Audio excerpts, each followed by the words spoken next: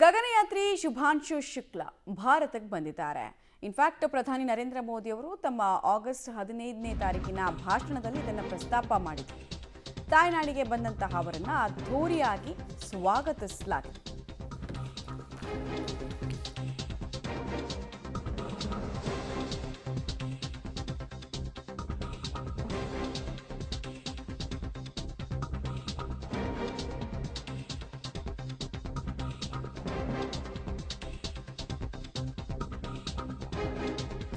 ಗಗನಯಾನದ ಬಳಿಕ ಅಂದರೆ ಮೊದಲ ಬಾರಿಗೆ ಅವರು ತವರಿಗೆ ಬಂದಿರೋದು. ಸೊ ಬರ್ತಾ ಇದ್ದ ಹಾಗೆ ಅವರನ್ನು ಅತ್ಯಂತ ಅದ್ಭುತವಾಗಿ ವೆಲ್ಕಮ್ ಮಾಡಿಕೊಳ್ಳಲಾಯಿತು. ಯಶಸ್ವಿಯಾಗಿ ಪಯಣವನ್ನು ಮುಗಿಸಿದ್ದಕ್ಕೆ ಭಾರತ ಕೃತಜ್ಞತೆಯನ್ನು ಕೂಡ ಸಲ್ಲಿಸಿತು. ಇಂದಿರಾ ಗಾಂಧಿ ಏರ್ಪೋರ್ಟ್ನಲ್ಲಿ ಅದ್ಧೂರಿ ಸ್ವಾಗತವನ್ನು ಅವರಿಗೆ ಕೊಡಲಾಗಿದೆ. ಭವ್ಯ ಮೆರವಣಿಗೆಯನ್ನು ಕೂಡ ಲಕ್ನೋದಲ್ಲಿ ಮಾಡ್ತೀವಿ ನಾವು ಅಂತ ಈಗಾಗಲೇ ಮುಂಚೆನೇ ಹೇಳ್ತಾ ಇದ್ರು.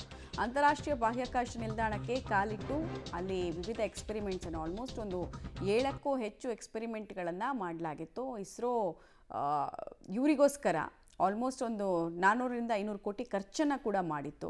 ಎಕ್ಸ್ಪೆರಿಮೆಂಟ್ಗಳೆಲ್ಲವೂ ಯಶಸ್ವಿಯಾಗಿತ್ತು. ಅವರು ಬಂದಂತಹ ಟೈಮ್ನಲ್ಲಿ ಸಂತಸದ ಕ್ಷಣಗಳನ್ನು ನೀವು ಗಮನಿಸ್ತಾ ಇದ್ದೀರಾ. ಈ ಕಾರ್ಯಾಚರಣೆ ಮುಗಿದ ಬಳಿಕ ಇದೇ ಮೊದಲ ಬಾರಿಗೆ ಅವರು ಭಾರತಕ್ಕೆ ಭೇಟಿ ಕೊಟ್ಟಿರೋದು. ಇದೇ ವೇಳೆ ಅವರ ಹುಟ್ಟೂರು ಉತ್ತರ ಪ್ರದೇಶದ ಲಕ್ನೋಗೂ ಕೂಡ ಅವರು ಹೋಗ್ತಾರೆ. ನವದೆಹಲಿಯಲ್ಲಿ ಪ್ರಧಾನಿ ನರೇಂದ್ರ ಮೋದಿ ಅವರನ್ನ ಭೇಟಿ ಮಾಡಿದ ಬಳಿಕ ಅವ್ರನ್ನ ವೆಲ್ಕಮ್ ಮಾಡಿದಂತಹ ಬಗ್ಗೆಯನ್ನು ನೋಡ್ತಾ ಇದ್ದೀರಾ. ಎಷ್ಟೊಂದು ಆತ್ಮೀಯತೆಯನ್ನು ಭಾರತ ಸರ್ಕಾರ ತೋರಿಸಿದೆ ಅಂತ. ಯಾಕಂದರೆ ಭಾರತದ ಹೆಮ್ಮೆಯ ಗರಿ ಅವರು. ಲಕ್ನೋ ನಿವಾಸಿಗಳು ಕೂಡ ಇವ್ರಿಗೋಸ್ಕರ ಭವ್ಯ ಮೆರವಣಿಗೆನ ಹಮ್ಮಿಕೊಂಡಿದ್ದಾರಂತೆ. ಇನ್ಫ್ಯಾಕ್ಟ್ ದೆಹಲಿಯಲ್ಲಿ ರಾಷ್ಟ್ರೀಯ ಬಾಹ್ಯಾಕಾಶ ದಿನದ ಆಚರಣೆಯಲ್ಲಿ ಕೂಡ ಅವರು ಪಾಲ್ಗೊಳ್ತಾರೆ ಅಂತ ಹೇಳಲಾಗ್ತಾ ಇದೆ.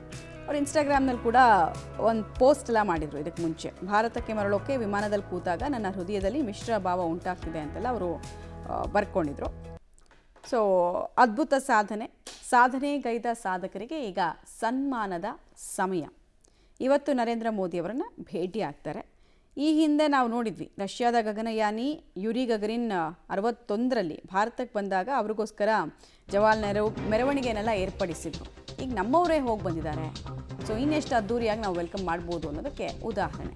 ISSಗೆ ಪ್ರಯಾಣಿಸಿ ಯಶಸ್ವಿಯಾಗಿ ಶುಭಾಂಶು ಶುಕ್ಲಾ ಹಿಂತಿರುಗಿದ್ದಾರೆ. ನರೇಂದ್ರ ಮೋದಿ ಅವರನ್ನು ಸಹಜವಾಗಿ ಭೇಟಿ ಆಗ್ತಾರೆ. ಸಾಧ್ಯತೆ ಏನಿಲ್ಲ. ಯಾಕಂದರೆ ಮೊನ್ನೆ ಅಷ್ಟೇ ಆಗಸ್ಟ್ 15ನೇ ತಾರೀಕು ಕೆಂಪುಕೋಟೆ ಮೇಲೆ ಭಾಷಣ ಮಾಡಬೇಕಾದ್ರೆ ನರೇಂದ್ರ ಮೋದಿಯವರು ಇಸ್ರೋ ಸಾಧನೆಗೆ ಸಂಬಂಧಪಟ್ಟಂತೆ ಹೇಳಬೇಕಾದ್ರೆ ಶುಭಾಂಶು ಶುಕ್ಲಾ ಬರ್ತಾ ಇದ್ದಾರೆ, ಅವ್ರ ಜೊತೆ ಮಾತಾಡೋದಕ್ಕೆ ನನಗೆ ವಿಪರೀತ ಕುತೂಹಲ ಇದೆ ಅಂತೆಲ್ಲ ಹೇಳಿದರು. ಸೊ ಸಹಜವಾಗಿ ಭೇಟಿ ಆಗ್ತಾರೆ. ಅದಾದ ನಂತರ ಲಕ್ನೋಗೆ ಹೋಗ್ತಾರೆ ಅವರು ಅನ್ನೋದು ತಿಳಿದು ಬರ್ತಾ ಇದೆ. ಈ ಹಿಂದೆ 84ರಲ್ಲಿ ಇಂದಿರಾ ಗಾಂಧಿ ಪ್ರಧಾನಿ ಆಗಿದ್ದಾಗ ರಾಕೇಶ್ ಶರ್ಮಾ ಗಗನಯಾನದಿಂದ ಭಾರತಕ್ಕೆ ಮರಳಿದಾಗ ಅವ್ರಿಗೂ ಮೆರವಣಿಗೆ ಆಗಿತ್ತು. ಇವ್ರಿಗೂ ಕೂಡ ಈಗ ಅದ್ಧೂರಿ ಮೆರವಣಿಗೆಯನ್ನು ಹಮ್ಮಿಕೊಳ್ಳಲಾಗಿದೆ. ಏಕೆಂದರೆ ಎಷ್ಟೋ ಜನರ ಕನಸು ಮತ್ತು ಸೈನ್ಸ್ ಕಳೆದ 60-70 ವರ್ಷದಲ್ಲಿ ಹೇಗೆ ಮುಂದುವರೆದಿದೆ ಅನ್ನೋದಕ್ಕೆ ಉದಾಹರಣೆಯಾಗಿ ಶುಭಾಂಶು ಶುಕ್ಲಾ ನಿಲ್ತಾರೆ.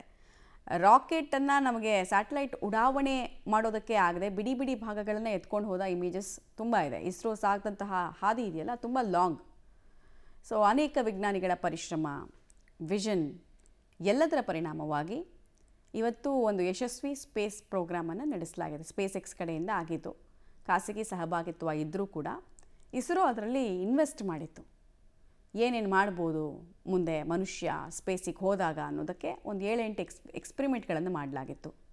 ಸ್ನಾಯು ಸೆಳೆತಕ್ಕೆ ಸಂಬಂಧಪಟ್ಟಂತೆ ಆ ಬೋನ್ ಡೆನ್ಸಿಟಿ ಲಾಸ್ ಆಗೋದು, ತೂಕ ಯಾಕೆ ಕಡಿಮೆ ಆಗ್ತಾರೆ ಸ್ಪೇಸಿಗೆ ಹೋದ ತಕ್ಷಣ, ಹೆಂಗೆ ಸರಿಪಡಿಸ್ಕೊಳ್ಬೋದು, ಏನು ಬೆಳಿಬೋದು ಅಲ್ಲಿ ಪರ್ಯಾಯವಾಗಿ, ಎಲ್ಲ ವಿಚಾರಗಳಿಗೆ ಉತ್ತರವಾಗಿ ಶುಭಾಂಶು ಶುಕ್ಲಾ ಇದ್ದಾರೆ.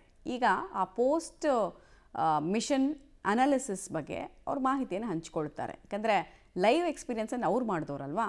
ಆ ಎಕ್ಸ್ಪೀರಿಯನ್ಸ್ ಯಾವಾಗಲೂ ಅಷ್ಟೇ ಅತ್ಯಮೂಲ್ಯ. ನಾವು ಯಾವುದೇ ಫೀಲ್ಡಲ್ಲಿ ಇದ್ದರೂ ಕೂಡ ನಾವು ಓದಿ ತಿಳ್ಕೊಳ್ಳೋದಕ್ಕಿಂತ ನಾವು ಪರ್ಫಾರ್ಮ್ ಮಾಡ್ತೀವಲ್ಲ, ಅದರ ಎಕ್ಸ್ಪೀರಿಯನ್ಸ್ ತುಂಬ ಇಂಪಾರ್ಟೆಂಟ್ ಆಗುತ್ತೆ. ಸೊ ಶುಭಾಂಶು ಶುಕ್ಲಾ ಅವರಿಂದ ಸಿಗೋ ಡೇಟಾ ಬಗ್ಗೆ ಕೂಡ ಈಗ ಆಲ್ರೆಡಿ ಹಾರ್ಡ್ವೇರ್ ಡೇಟಾಗಳೆಲ್ಲ ಇದೆ.